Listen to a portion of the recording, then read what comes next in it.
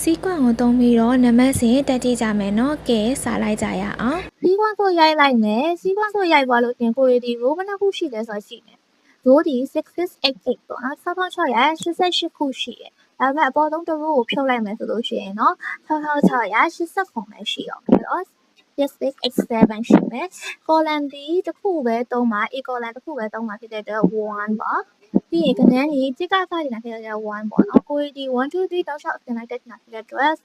မကြော်ဘူးပေါ့နော်အဲ့တော့ကြောင့်ဘာမှမထည့်ပါဘူးချက်နေရမှာအဲ့ရိုက်လိုက်ပါမယ် okay အဲ့ဆိုလို့ရှိရင်ဆောက်ဆောင်တော်ဒီတာကိုကဏ္ဍကိုတစ်စက္ကန့်တည်းနဲ့ရိုက်လို့ရသွားပြီပေါ့နော်ဒီ product ပုတ်လို့ရိုက်ခဲ့တယ်ပြီးသွားလို့ရှိရင်ဒီ customer ID ရဲ့ညာဘက်အစွန်သုံးဟာလိုချင်တာဖြစ်တဲ့အတွက်ကြောင့်မို့ right formula ကိုသုံးပါမယ် okay right formula ကိုသုံးသွားလို့ရှိရင်ကိုကဘယ် text ကထုတ်ချင်တာဆိုဒီဘက် text ကထုတ်ချင်တာဆိုတော့ထုတ်ချင်တဲ့ cell value ကိုရွေးပါမယ်ရွေးပြီးသွားလို့ရှိရင်ကိုကဘယ်နှလုံးထုတ်ချင်တာလဲပေါ့နော်ဘယ်နှလုံးလဲဆိုလို့ရှိရင်ညာဘက်ကရင်း1ရင်း3 4လုံးပါဆိုလို့ရှိရင်4ကိုရိုက်ထည့်လိုက်မယ် okay ပြီးတော့ပါပြီဒါဆိုကိုယ့်ရဲ့ project code ကိုရပြီပေါ့